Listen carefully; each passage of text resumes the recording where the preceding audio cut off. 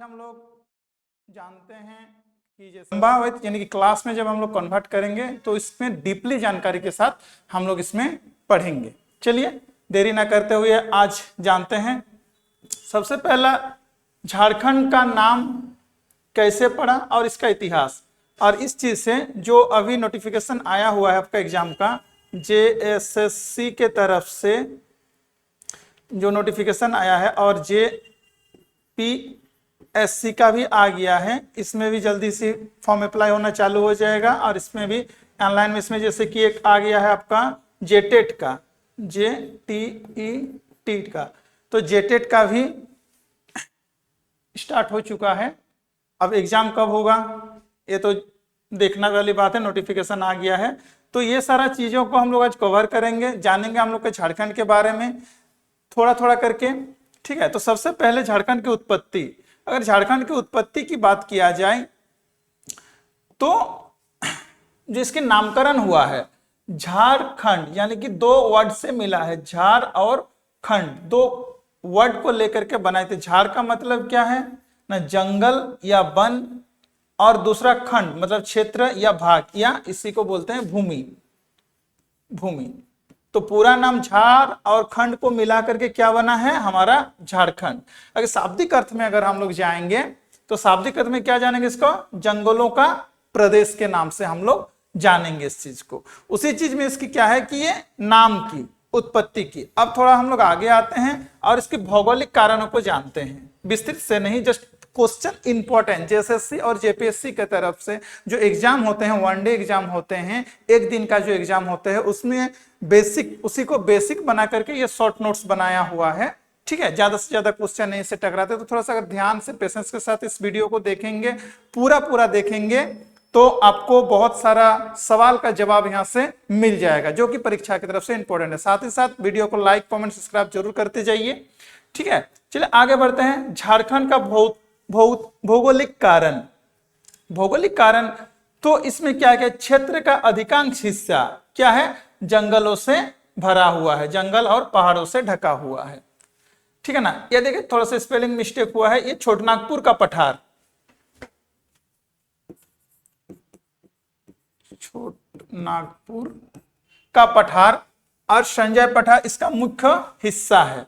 ये भारत का लगभग 29% खनिज भंडार यहीं पे पाया जाता है, यानी कि हमारे भारत देश के संपूर्ण, अगर 100% उसको मानते हैं भारत का 100%, तो 29% खनिज हमारे झारखंड से ही पाया जाता है। तो खनिज संपदा में महान है, बहुत सारा विरासत को भी संयोग करके रखे हुए हैं। साथ ही साथ झारखंड का अगर संस्कृति के अगर देखा जाए तो यहाँ पे मूल रूप से यहाँ पे संथाल हो गया, मुंडा हो गया, उरांव हो गया, हो गया, बिरहोर हो गया, जैसे आदिवासी जनजातियां रहती है, ठीक है ना। यानी पुराने आदि काल से, आदिवासी का मतलब होता है आदि काल से जो जनजातियां यहाँ पे निवास कर रहे हैं वो है आदिवासी। तो आदिवासी के अंदर कौन कौन सा कैटेगरी आ रहा है, जो पहले हम बता चुके हैं, फिर से एक बार बता दे रहे हैं। संथाल, मुंडा, उरांव, हो, बिरहोर जैसे आदिवासी जनजाति यहाँ पे रहती हैं। इसका जीवन जंगल, पर्वत, प्रकृति संसाधनों से जुड़ा हुआ है, यानी कि प्रकृति पूजक, यानी कि यूं कहे कि प्रकृति प्रावर्तक ही यही चीजें हैं। इसी कारण आदिवासियों को भूमि भी कहा जाता है, यानी कि प्रकृति की संरक्षण और सुरक्षा करने के लिए सब चीज जल, जमीन और जंगल के लिए ही होते हैं। चलिए नेक्स्ट में आगे बढ़ते हैं हम लोग, और अभी जानते हैं झारखंड के पुराने नाम, यानी कि इतिहास के अनुसार किस कालखंड में किस नाम से इस झारखंड को जाना गया। तो कालखंड का अगर हम लोग देखें और नाम और पहचान और विवरण में अगर हम लोग आएंगे तो देखेंगे सबसे पहला जो है वैदिक काल या महाकाव्य काल, यानी कि प्राचीन में अगर जाएंगे तो क्या कहा गया था, वनांचल, अरण्य प्रदेश और कर्मभूमि। क्यों कहा गया था, कारण क्या था कि जंगलों से, घने जंगलों से ढका हुआ। आज भी अगर आप देखो तो पूरा जंगलों से ढका हुआ है। तब सोचिए कि उस समय कैसा था ये स्थिति यहाँ का, है ना। अब आते हैं दूसरा मौर्य काल, चंद्रगुप्त मौर्य काल के शासन काल में किस था, तो अत्विक या जनपद इसको कहा जाता था आत्विक जनपद। क्यों कहा जाता था? जंगल में रहने वाले लोगों का क्षेत्र, क्योंकि यहाँ पे निवास करने वाले लोगों की संख्या धीरे धीरे बढ़ रहा था, इसीलिए कहा गया था आत्विक या जनपद। जनपद के बारे में हम लोग आगे जाकर के पढ़ेंगे, कैसे उसका निर्माण होता है पहले, फिर जनपद से महाजनपद कैसे होते हैं, उसमें भी हम लोग डीपली जाएंगे जब चैप्टर वाइज हम लोग पढ़ेंगे, ठीक है। उसके बाद आया गुप्त वंश के संस्थापक श्री गुप्त, है ना। तो इसके बाद आ जाते हैं, इस समय इसको क्या कहा जाता था? कुटुक प्रदेश या आत्विका देश। क्यों कहा जाता था? ना गुप्त शिलालेखों में ये उल्लेख मिला है, जहां जहां से इसका प्रमाण मिला है उसके हिसाब से दिया गया। फिर आ गया नागवंश। नागवंश के काल में इसको छोटनागपुर के नाम से जाना जाता था, क्योंकि नागवंशी राजाओं का ये शासन क्षेत्र हुआ करता था। फिर आ जाता है मुगल काल। मुगल काल में झारखंड का सबसे पहला जो उल्लेख मिलता है ये मुगल काल में ही मिलता है। मुगल राजस्व अभिलेखों में इसका उल्लेख आता है। किसका आता है? झारखंड का, ठीक है। उसके बाद ब्रिटिश काल आ जाता है। ब्रिटिश काल में जंगल महल, छोटनागपुर डिवीजन, संथाल परगना आदि के नाम से इसको जाना जाता है। किस समय में? ना ब्रिटिश काल के समय में, ठीक है, जहां पे जब अंग्रेजों का शासन था। यानी यूं सोच लीजिए कि 1947 से पहले ये नाम से हम लोग झारखंड को जानते थे, क्योंकि ये इससे पहले जब अलग नहीं हुआ था तो बिहार का ही हिस्सा था। तो बिहार का इस भाग को हम लोग किस किस नाम से जानते थे ब्रिटिश काल में? जंगल महल, छोटनागपुर डिवीजन या संथाल परगना के नाम से जानते थे। ये प्रशासनिक इकाई में उन लोग का जो दस्तावेज है उसमें ये मिलता है, विवरण मिलता है। और आधुनिक काल यानी कि आज के समय में जब झारखंड आजाद हो गया, आजाद किससे हुआ? बिहार से अलग होकर के जब एक अलग राज्य बन गया, क्या बन गया? झारखंड बन गया। कब बना? ना झारखंड बना 2000 ईस्वी में, यानी कि आधुनिक काल की अगर हम लोग बात कर रहे हैं, ठीक है। कब बना? तो 15 नवंबर यानी कि बिरसा मुंडा का जो जन्म दिवस है उसी के दिन पे ये बना है, ठीक है। अब हम लोग आते हैं थोड़ा राजनीतिक कारण इसमें जान लेते हैं कि राजनीतिक कारण तो लंबे संघर्ष और आंदोलन के चलते बिरसा मुंडा, सिद्धू कान्हू, तिलका मांझी कंटिन्यू विरोध प्रदर्शन जारी था अलग लेकर के। इसके बाद क्या हुआ? ये एक बृहद आंदोलन के रूप में परिवर्तित हो गया। नतीजा 15 नवंबर 2000 को बिरसा मुंडा जयंती के दिन बिहार से अलग होकर के भारत का 28वां राज्य क्या बन गया? झारखंड बन गया, ठीक है। ये झारखंड के बारे में हम लोग थोड़ा सा आंशिक जानकारी ले लिए। अब यहाँ पे जो इंपॉर्टेंट चीजें हैं, यहाँ पे इंपॉर्टेंट चीजें क्या है कि परीक्षा के तरफ से देखा जाए, छोटा सा जो हम लोग अभी ज्ञान अपने बताए, एक मूल रूप से जो नोट्स बना करके, इनमें जेपीएससी और जेएसएससी के एग्जाम को लेकर के जो मोस्ट एक्सपेक्टेड क्वेश्चन आते हैं, तो क्या क्या क्वेश्चन आते हैं, चलिए 10-12 क्वेश्चन यहां से जान लेते हैं। सबसे पहला क्वेश्चन, झारखंड का अर्थ। तो झारखंड का अर्थ क्या है? जंगलों का प्रदेश या झाड़ियों का प्रदेश, जिसको कहते हैं झारखंड। दो शब्द से बना है, झार और खंड से बना है, ठीक है। उसके बाद झारखंड का नाम सबसे पहला प्रयोग किस काल में मिला था? तो सबसे पहला प्रयोग जो झारखंड शब्द का आया था वो मुगल काल में आया हुआ था। उसके बाद इसका प्राचीन नाम, तो प्राचीन नाम बहुत सारा मिला है, हम लोग को जानते हैं। वनांचल हो गया, अरण्यक प्रदेश हो गया, कर्मभूमि हो गया। मौर्यकालीन नाम क्या था? तो आत्विक मौर्यकालीन नाम था। वहीं गुप्तकालीन क्या नाम था? तो कुटुक प्रदेश, है ना, और अवंतिका देश के नाम से जाना जाता था। चलिए और आगे आते हैं, देखते हैं कितने सारे क्वेश्चन। देखिए यहाँ से इंपॉर्टेंट क्वेश्चन जो है उस चीज के बारे में हम लोग डिस्कस कर रहे हैं, बात कर रहे हैं। तो नागवंशी में कालीन में क्या नाम था? तो नागवंशी कालीन में छोटनागपुर के नाम से हम लोग जाना जाता था। फिर ब्रिटिश कालीन जब शासन हुआ तो उसमें क्या? जंगल महल, छोटनागपुर डिवीजन, संथाल परगना आदि के नाम से हम लोग जानने लगे ये झारखंड प्रदेश को, ठीक है।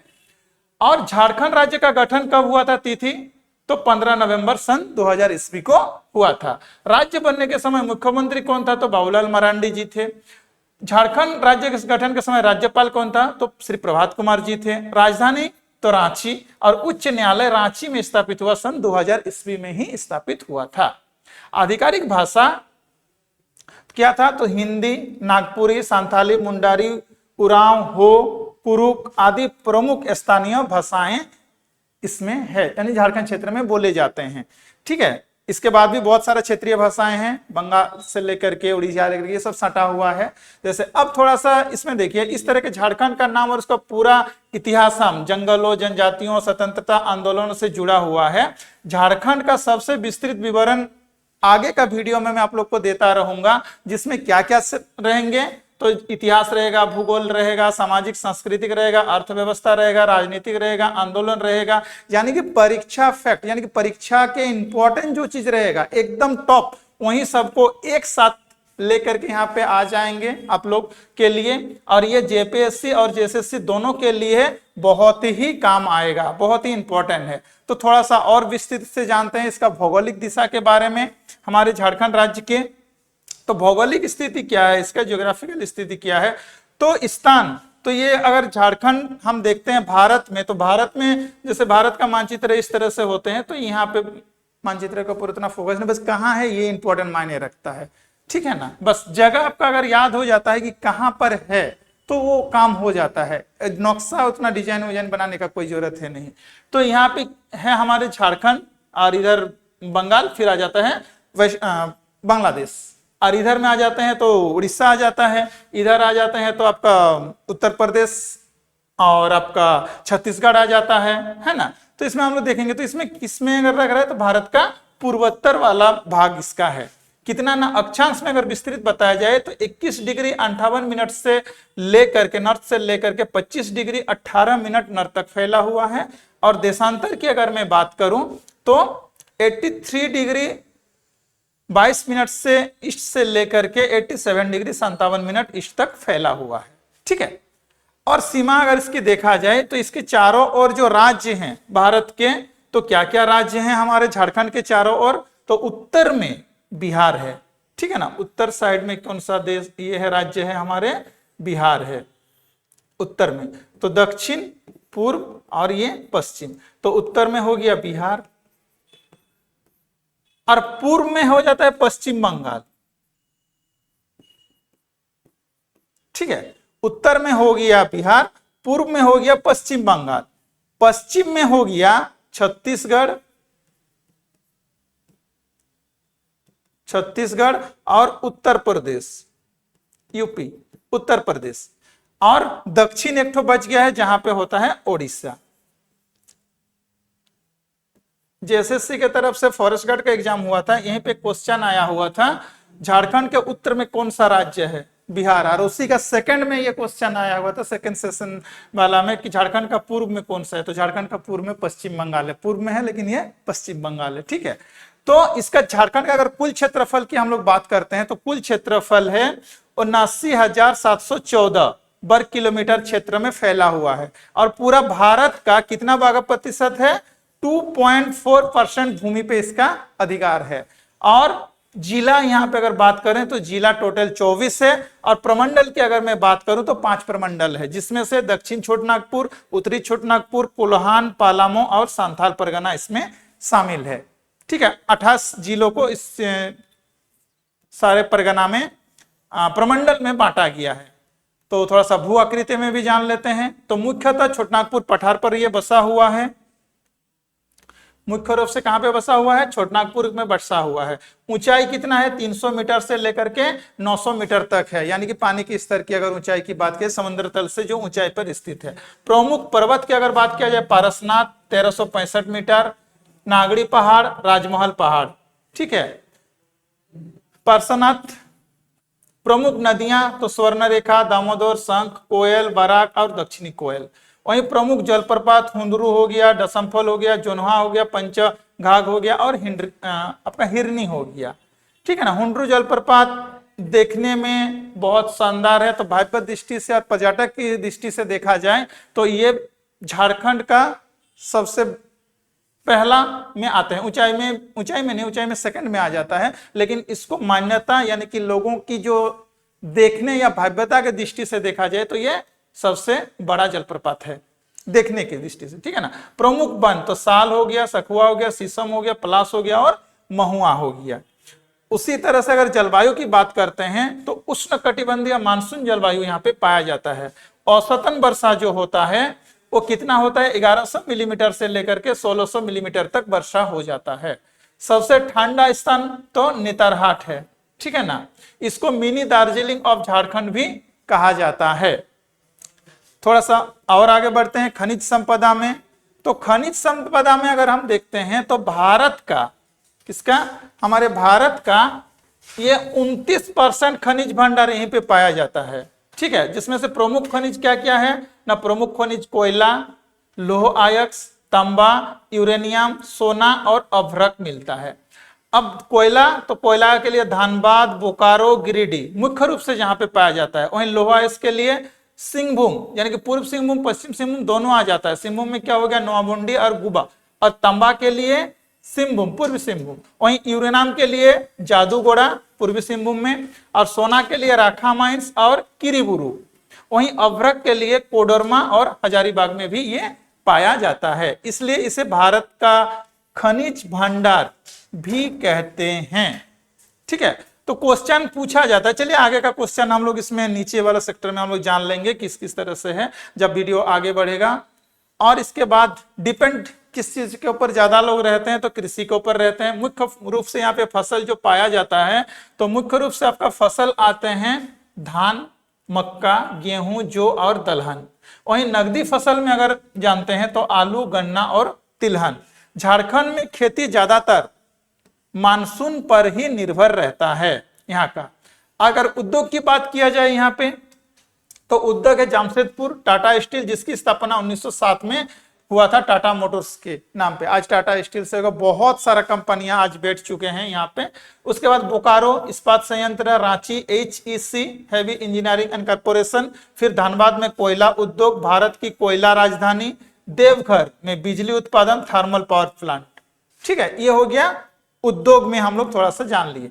अब आते हैं इतिहास के बारे में थोड़ा सा, इसको क्योंकि पहले भी थोड़ा थोड़ा करके पढ़ चुके हैं। देखिए ये वीडियो बनाई गया है इसलिए JSSC और JPSC के जो इंपॉर्टेंट क्वेश्चन है उसी को मद्देनजर ही बनाया गया, जो बार बार हमेशा पूछा जाता है, ठीक है। तो उसी के लिए बनाया गया है। इसमें डिटेली हम लोग नहीं पढ़ रहे हैं। क्या पढ़ रहे हैं हम लोग, जिस आंशिक जानकारी लेने के साथ इंपॉर्टेंट चीज को याद करने के लिए, ठीक है।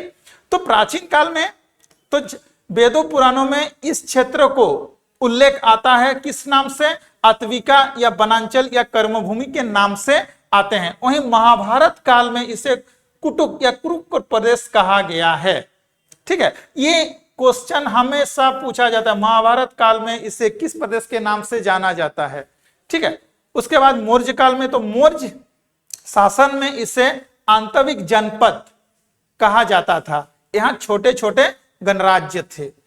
धीरे धीरे फिर आगे बढ़ते हैं गुप्त काल। तो गुप्त काल के शिलालेखों में अवंतिका देश या कुकुट प्रदेश का उल्लेख मिलता है। उसी तरह से नाग काल में जो 10वीं से लेकर 18वीं ईस्वी तक था, उसमें क्या क्या मिलता है आपका, रांची के आसपास पर उसका शासन होता था नागवंशी लोगों का, और क्षेत्र का नाम क्या होता था, छोटनागपुर, ठीक है। फिर धीरे धीरे नागवंश से फिर मुगल साम्राज्य में आ गए।